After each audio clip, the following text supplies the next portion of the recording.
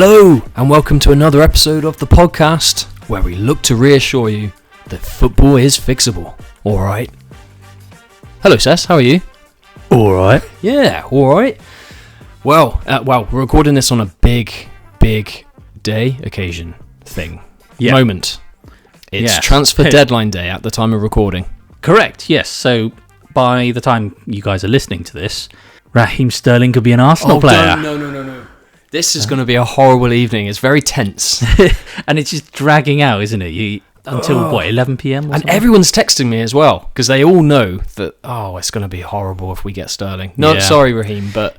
Come on, Raheem, get that Arsenal shirt on. No, I don't want that shirt anywhere near him.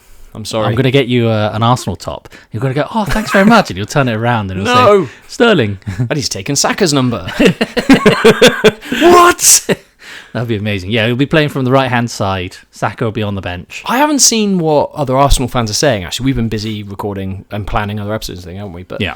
I haven't seen what my Arsenal clan have been saying. But all I know is I'm getting a lot of grief from a lot of rival fans. Which kind of shows what other people think similar to us, I think. I think that wasn't always the case, though. So No, it went from definitely. Liverpool to City, and everyone was bigging him up. All the pundits on Match of the Day and Sky and stuff. Oh, Raheem Sterling, da-da-da-da. The whole time we were saying, weren't we? Right from the start, right from when he was, 17 or whatever at Liverpool, he was a brilliant prospect. He's at a 17. talent. Yeah, he's a bit raw, and he could do moments of, whoa, that was quite electric. Yeah, and at the stuff. age of 17, him doing what he did, that was very good. Yeah. But the thing is, he was also playing with Suarez. I think I could have looked good with Suarez. Yeah, Suarez lifted that whole team, didn't he? Yeah, and then when he went to City, he City? Yeah, he went there at a brilliant time. Like the best time to go there and be a forward player. Sort of jumped on the wave, didn't he? They're really going upwards. And all the goals he scored, they were from kind of within the 6-yard box. a lot of them were. And brilliant at getting in the right positions. That's one thing I'll give him. Yeah. He wasn't great at shooting. He was. I remember reading this thing about Mikel Arteta. Like after training, he would spend a lot of time with him and coaching him on when to do timings Arteta, of runs. the Everton legend. Yeah, the Arsenal manager. Legend Arsenal and that kind of thing. Yeah. We made him what he is. We actually probably did. To be honest. You might have done. Yeah, actually, yeah. he was my favourite Everton player for a while. Yeah. And yeah, I think Raheem was saying how instrumental he was, really helpful and that kind of thing, and that's brilliant.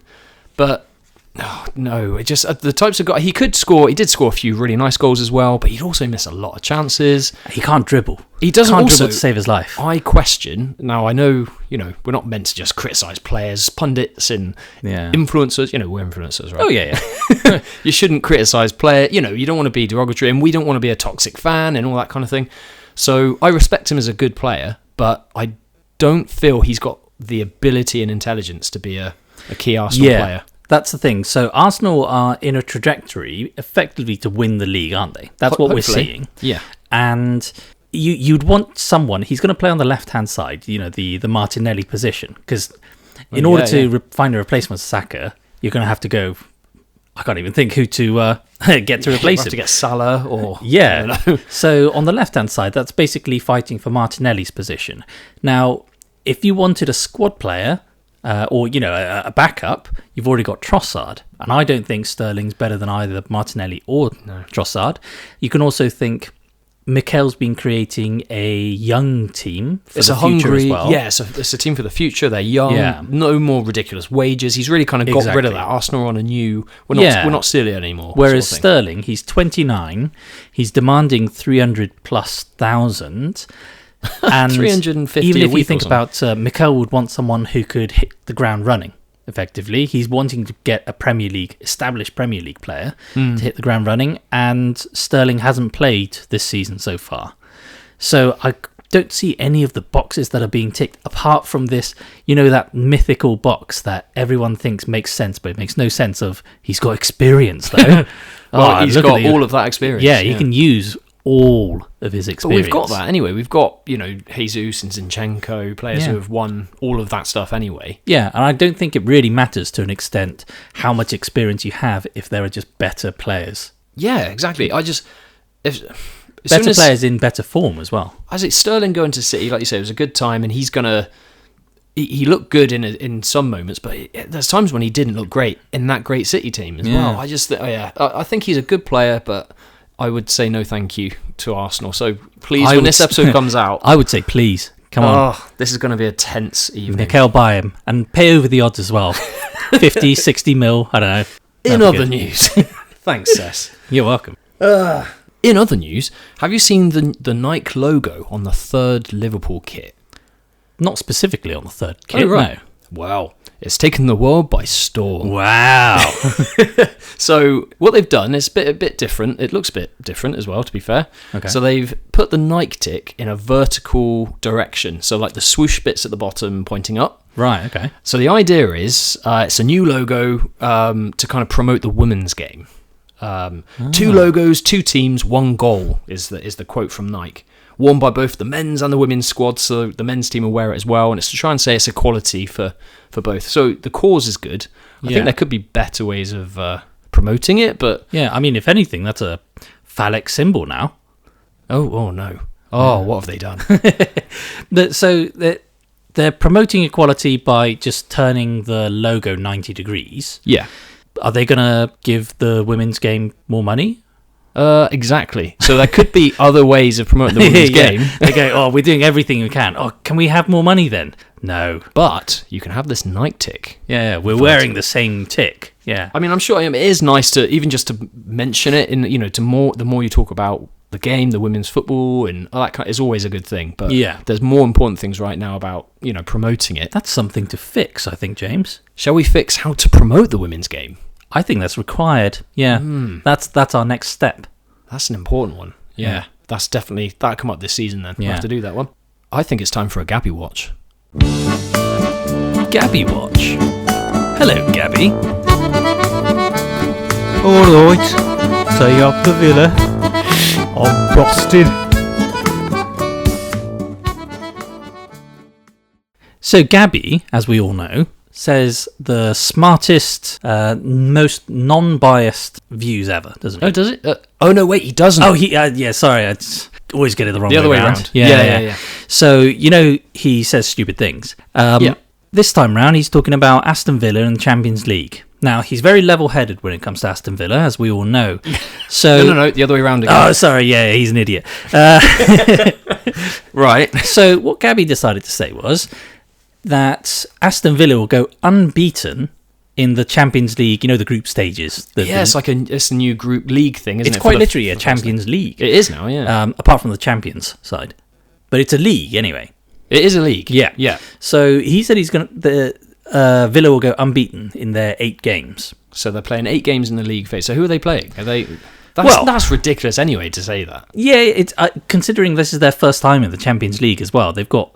We talk about experience. They've literally got no experience. They have no experience. Yeah. So the first game on the list is Bayern Munich. Right. Yeah. Okay. Well, that's considering that they knocked Arsenal out last year. I don't. That's quite bold to say. To be honest, Bayern Munich didn't win a trophy last season. I think it was just Arsenal underperformed. Possibly. Yeah. Although we did prove, actually, didn't we, that Bayern Munich did better than the season before when they did win 2 trophies, I think. Yeah. But it's just other teams did so much better. Well, Leverkusen had a magical year, didn't they? Yeah. And they also have Juventus, who I think are quite a big team in Italy. Yeah. I've heard of them. Say them again? Juventus. Oh, yeah. Right. And Celtic, who are literally champions. Oh, they are champions? Yeah. Ah. And they've got minor to mediocre teams like Monaco, RB Leipzig, they're a decent team. You think Leipzig, Monaco, they've got more experience in the Champions League than Villa have. Yeah. So even that's a bold call. Yeah, I just can't think how he could have looked at that list without just his rose-tinted Villa glasses. He is a real kind of Villa fan, but he really struggles to put that bias aside, doesn't he? He does. We've already fixed bias, so I think he does need to go and have another look at that episode. But. Yeah, he really does. That's a good point. We've given him a jingle. He should be happy. Yeah, he's. I'm sure that's him actually in the jingle as well, isn't it? So. Oh yeah, that was when we passed him, wasn't it? We got him to contribute to the jingle. Hello, Gabby. All right, something like that, wasn't it? Yeah. No, I was thinking about that new Champions League. It's going to be interesting actually to see how it differs, but. Ultimately, it's to get more games and more money and stuff for all the it's always down to sides, but it does at least mean that you'll be because all the group stages were quite boring, I found. Yeah. So you're going to play some big teams in earlier phases. So I quite like that idea. Yeah, and it got to a point, didn't it, that the same teams were playing each other almost year in, year out. Yeah. And there was only really going to be maybe 2 or 3 games where you go, oh, that's interesting. Yeah, but exactly. Otherwise, you have to wait till after Christmas. Yeah, it's got to the point where I was like, oh, I'm not that bothered about it. It's like, oh, that game's on, I might put it on there. It wasn't like something I'd look forward to. Whereas now, it's probably good to freshen it up, to be honest. Yeah. You've got like Arsenal playing PSG and Inter Milan. I think Liverpool playing Real Madrid quite early on. Actually, I've had a Liverpool fan friend. I say friend, telling me that our group's our league's much harder than your league, or I don't think there's much in it, but that Real Madrid game would be interesting. So this Liverpool fan is saying that I see, the games within the league. His 8 games in the league phase are apparently much harder. Yeah, are they? Well, I've got the list. He sent it over to me. Oh yeah. So they've got Real Madrid, RB Leipzig. They have got Leverkusen, AC Milan, Lille, Eindhoven, Bologna, Girona. That is a pretty difficult. Yeah. By the way, I'm not saying it's easy, but Yeah. I just, Arsenal's group, PSG, Inter Milan. Then we've got Shakhtar, Atalanta, Dinamo, Sporting Lisbon, Monaco, Girona. I think Liverpool's is slightly harder, but I don't think there's a million miles difference, to be honest. It's not a million miles, no. And to be honest, Liverpool should still be one of the favourites in that group anyway. Yeah, I'd say so. Yeah. Did you know, though, one last bit of the news is because it has affected the League Cup this year. Have you noticed how they've got the North and South divide for a start? Which I quite like, because that will mean that North and South teams, an equal number of them, will get through to round 3. Yeah. But in round 3... It also means that they don't have to keep crossing the King's Road in the middle there. The King's Road. Yeah. Yeah, exactly. But yeah, what happens because of these new extra games in the Champions League, it's meant that the teams playing in Europe aren't going to face each other at round 3. So it actually caused a bit of a fuss during the last week or so. Because that's not fair. That means all the top teams, they're going to get it again. And, it's like, the bias of the big teams. But actually, there is a reason. It's because of the Champions League, because these extra games and the extra money that UEFA want. so it's going to be because of the fixtures, they can't play. I think some of the fixtures fall during the same week. So you have Champions League and League Cup games in the same week at some points, I think. Okay. I mean, that is a reason, I suppose. I can understand why the smaller teams would be a bit aggrieved by it. Yeah, but then again, that means there's more big teams that will stay in the cup, which means there's more of a chance of the smaller teams to play against them. Because ultimately, the smaller teams, they pretty much know they're not going to win, but they get a chance to play against the big teams. Yeah, that's earn a bit of money and get a bit of momentum for the season. I remember at Bristol City when we beat Man United, that was a great game. But we now, is it? Oh wow.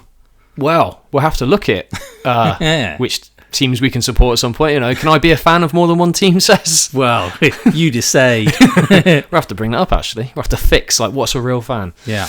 But yeah, and it gave us a bit of momentum for the season, playing these Prem teams and stuff. It was a great occasion, and it got a bit of kind of good feeling around the place. So I think it can be a good thing as well. So fair enough. Yeah, chance for lower teams to go a bit further, maybe. Yeah. So it might work. Let's wait and see, I suppose. But should we get into the episode? Let's do it. Oh, you got a pen. But you can do it with your finger as well, but yeah, pen's easier. Oh, yeah, I don't think I've got that on my phone. I've just started recording the bit where you guys said, hey, you can do it with a pen, but a finger's easy.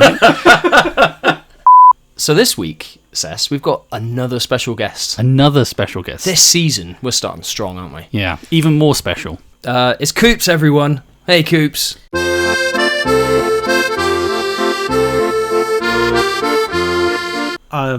I'm very well, thank you. Brilliant. All right, moving on, Sess. This is Sess. Why do we bring him on this show? Yeah, it's as though he's surprised. He's like, are we on a podcast? Oh. No, we're in a caravan.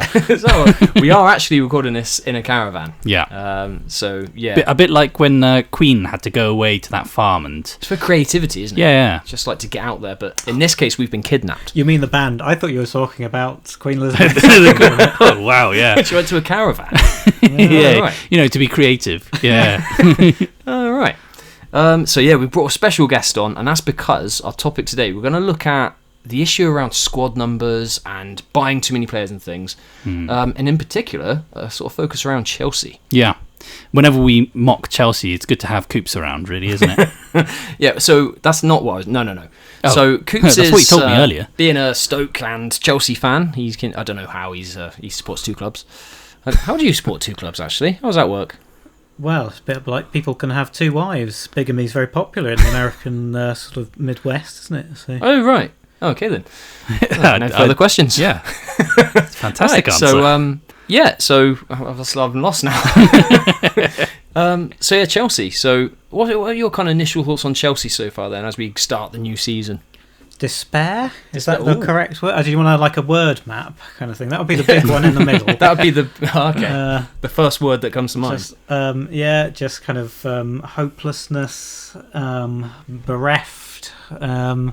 These kind of adjectives and general pejoratives kind of sort of sum up the general feeling, I suppose, of how things are. I thought Chelsea actually... So the opening game is always going to be tough. You're against the champions. You're against Man City. Yeah. And I thought that Chelsea acquitted themselves okay. It was better than I thought they'd do, actually. Oh, yeah, no, definitely. Yeah, I thought they were going to get hammered. Yeah, and I thought you created a few chances. And the one thing is, and I remember you telling me this last season as well, but you couldn't really score. You didn't take many chances unless Cole Palmer gets a penalty or something. But so you had chances, but you couldn't really get that goal in the end. So City ended up managing the game out, didn't they? But yeah, no, as you say, they did a lot better than I thought they were going to do, to be fair. But not that it gives me a huge amount of optimism for the season ahead. No, that's fair enough. I think the problems that Chelsea have aren't necessarily just squad-based, the numbers. There's also other things like the whole Enzo Fernandez situation. Yeah, that was an interesting one because obviously Enzo Fernandez was captain. So you have a man who was effectively accused of racist behaviour, who managed to offend half of his own squad, who now for some reason has been made captain. I mean, it's quite extraordinary. What a punishment, right? Yeah. And that's on the back of Conor Gallagher, who was often captain with Reece James. Yeah. Obviously, Reece James is injured every other week. So Conor Gallagher was kind of carrying the armband, and they've kind of booted him out for I know they get the profit out of it. Yeah. So did you hear that news, by the way? So this last week or so, what was it, the week before, Conor Gallagher's gone to Atletico Madrid, and we've got João Felix has come into Chelsea. Yeah. But apparently the reason for that is because Atletico Madrid needed the money from Chelsea in order to buy Conor Gallagher. So Chelsea can then get the pure profit, as they call it, from Gallagher, but they can spread the cost of Felix over how many years? Like 7 years? 7 years, I think it is. Yeah, it's usually about 7. I think that's the kind of mean, isn't it? The Chelsea, the Chelsea mean. Yeah. Yeah, I mean, it's smart and it's definitely taking the rules to the limit, but it's still not going over. No, it's legal. But it's a bit of a weird one, isn't it? In terms of what do you feel about that, Coops? In terms of so you've got so many players now on really, really long contracts. Was it Cole Palmer's just extended his to 9 years? What he needed in his 7-year contract is another 2 years, isn't it? Just you get a bit for nervous stability. that, you might leave soon. Yeah. Well, so I was reading up a little bit about this recently. So there are apparently economic reasons why you might want to put players on long-term contracts, not least because I think the thing I was reading was saying about how 2 players in particular in recent times, Rudiger being one, were allowed to basically leave on free deals when their contracts expired. One of the arguments of putting players on long-term contracts is that you don't get that. You've got a greater chance of being able to sell them and at least make some money off them. Yeah. That being said, having players on contracts that could end up ultimately leaving them at the club till they're like 45 or 50. It's an interesting strategy, isn't it? It's certainly novel, let's put it that way. Do you know that I think if you add all of the years up of all those Chelsea players, it comes to like 141 years or something. What? So all of the years of their contracts added up together. Of the contract? Yeah. I mean, I just kind of need context because that might be a lot, but maybe it's not that much compared to other teams. I don't know. I've often said with context, haven't I? Whenever we talk about, I told you about the weather forecast. Whenever they say it's 60% humidity.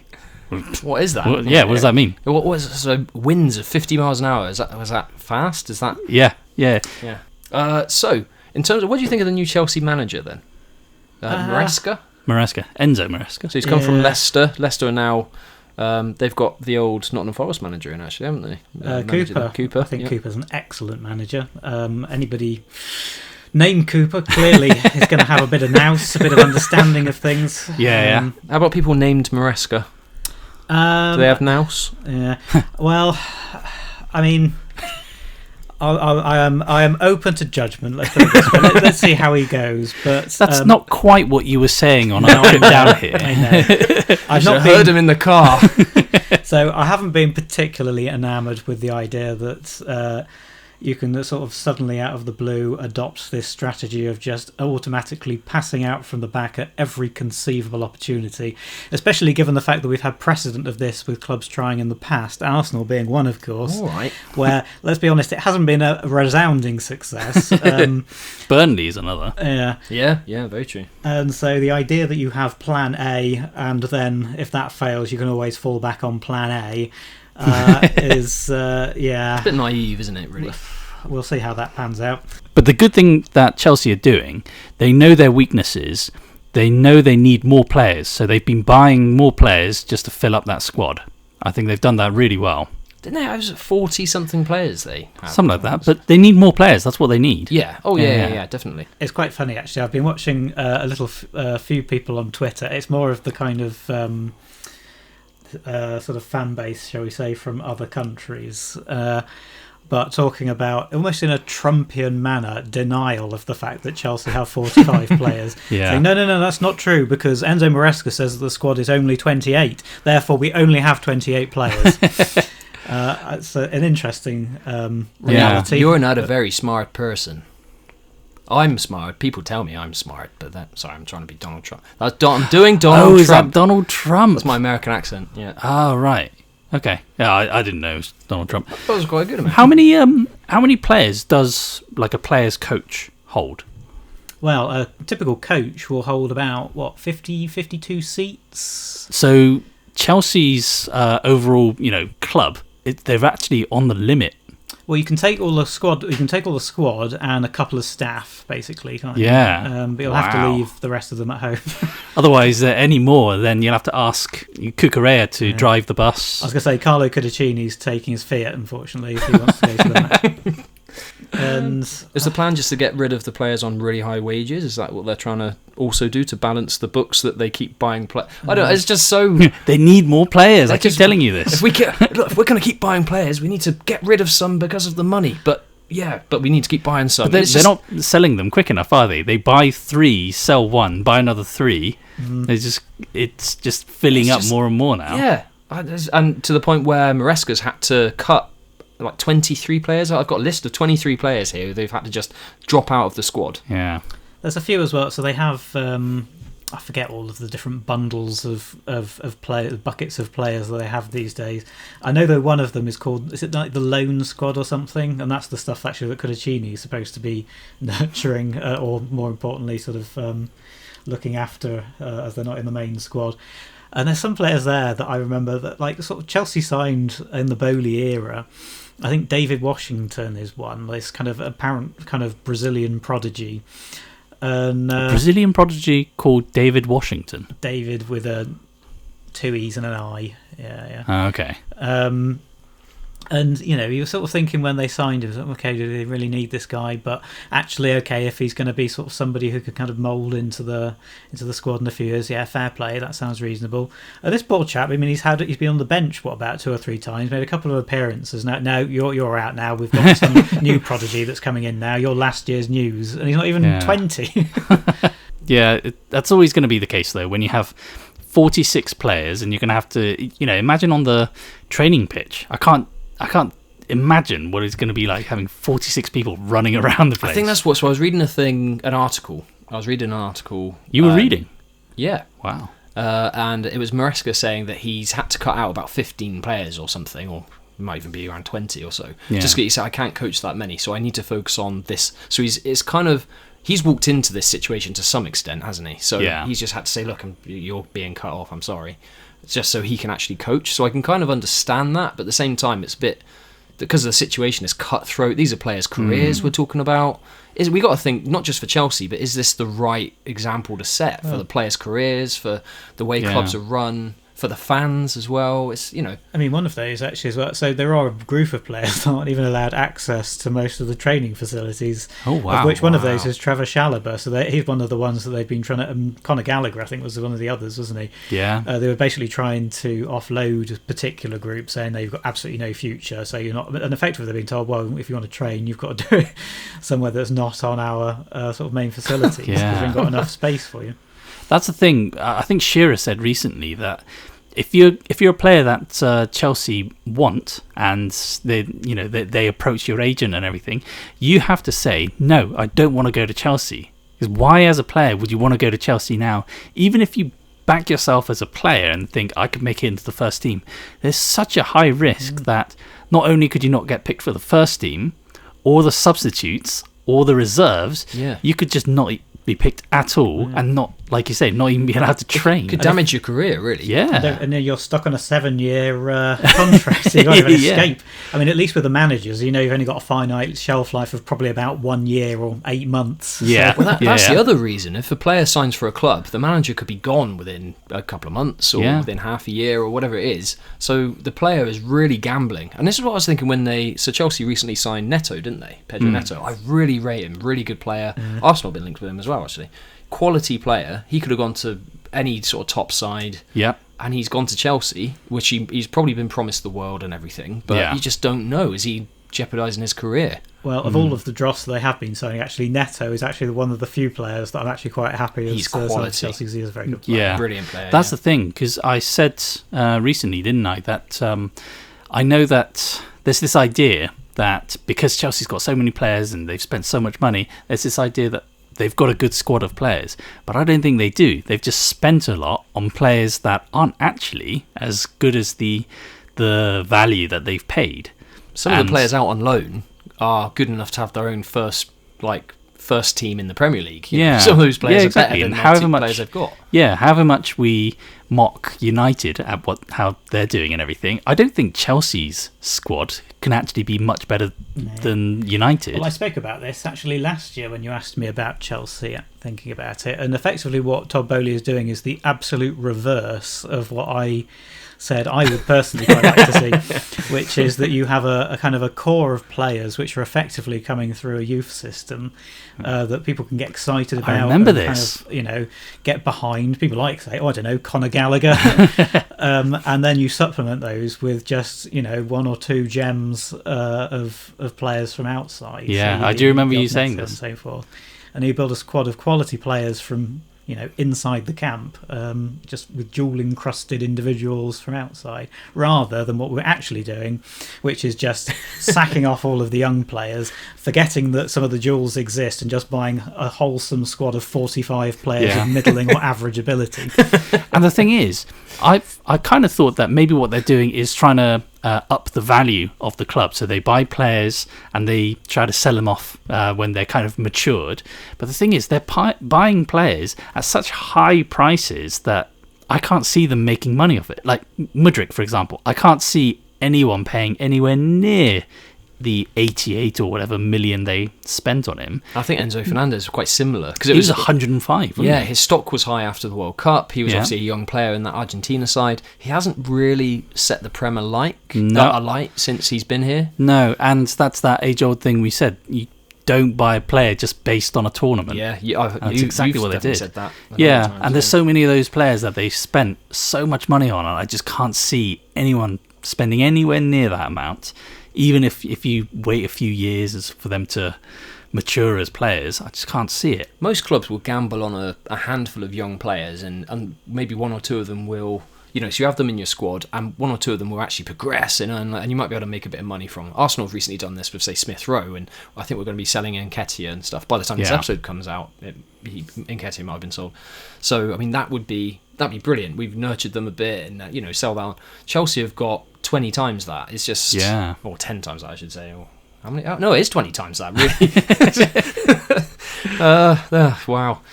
Right then. So away from Chelsea, in general, should we be saying that the Premier League, should be limiting the number of players you can have in a squad? Because we've talked about, not only does it create a financial difficulty and you're Chelsea are already under the watch of the PSR. PSR, Yeah. that one. So they're under the watch of the PSR, not the Night's Watch. Or Sauron. Or the watch of Sauron, as you call it. So financially, it's not setting a good example, and they're putting themselves into trouble, potentially. But what about, like I mentioned in there, about the careers of these players? Is it right as a precedent for the league, the fans, some of these are going to be heroes of the fans. You're going to have some of these, like Conor Gallagher's name on the back of your shirt, and the way he's been just kind of brushed off. Yeah. So all these reasons, what are we going to do for our global podcast to fix this? I think one thing I do want to say about this is that there has to be some sort of limit on the number of players that can sign to a club.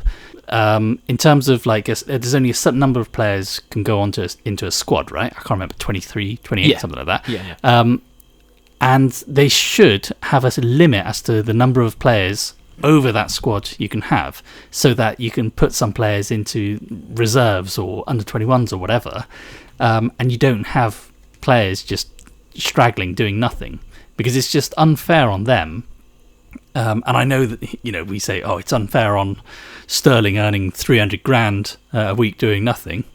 Fair enough, but they're still players. They want to play, and I don't think it's right for the Premier League just to allow Chelsea to keep buying these players and let them just rot away. So there should be a limit in some way as to, if they are going to buy players over the squad numbers, then there should be a set limit that they can purchase, that they can assign to things like reserves and so forth. I think what they're looking at replacing PSR with, so they were putting it on trial. I'm not sure which stage, I'm not sure if you know this, Coops, which stage this is going to be at, but they're looking at the squad costs rule.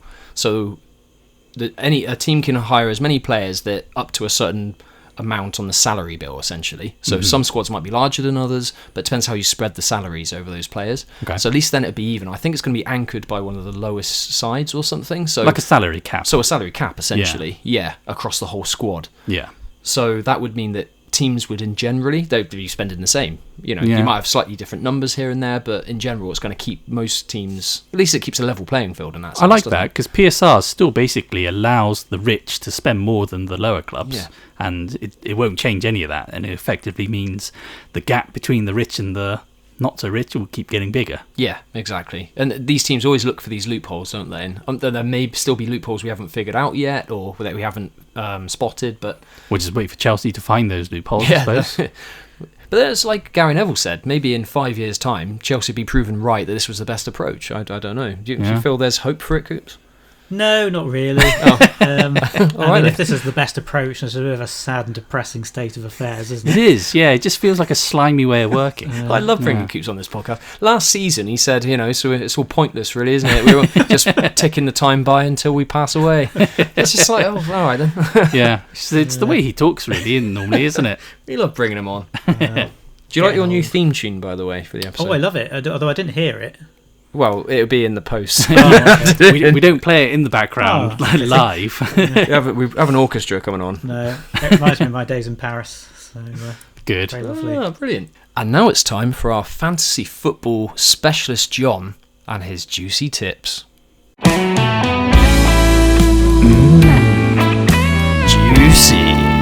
I can't handle all those tips, John. John's juicy tips. Yeah. Alright, welcome to John's Juicy Tips. Each week I'll give you one defender, one midfielder and one attacker to freshen up your team.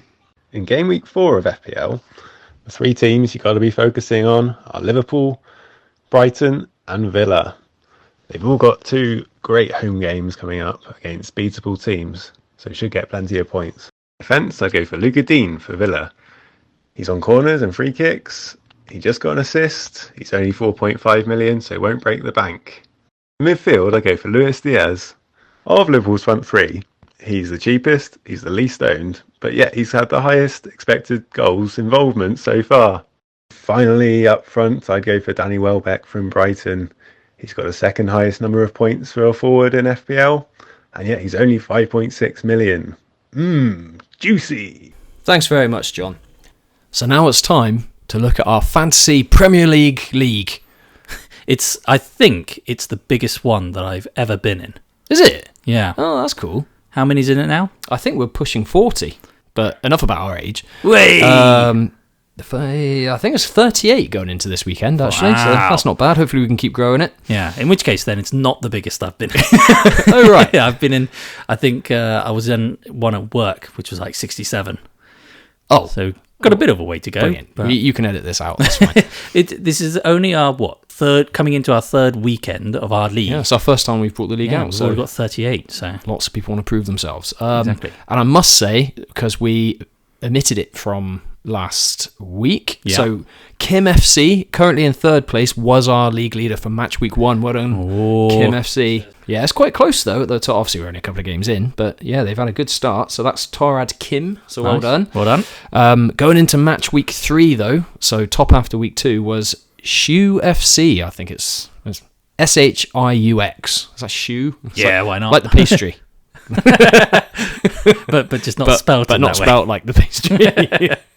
So Shu Rashid, well done, current league leader. Nice. Followed closely by John though, our FPL expert. Oh, he's showing he is an expert, isn't he? And if you want to get involved in our FPL league, you're not in it already, then use the entry code of 8B8E1L and you'll be able to pit your wits against Coops' wits. There you go. Yeah. Put your wits all over him. Anyway, on that note, please do like, subscribe as usual. It really helps us a lot if you can subscribe and share and all that jazz. We'd like to thank Coops for his involvement on the episode. But we won't. But we won't. I'd like to. Yeah. Thanks, Sess. Thank you, James. It's been emotional. Thanks for listening. We'll see you next time. It's goodbye from me. It's goodbye from me. Was that a barb about me sharing your podcast in a pub?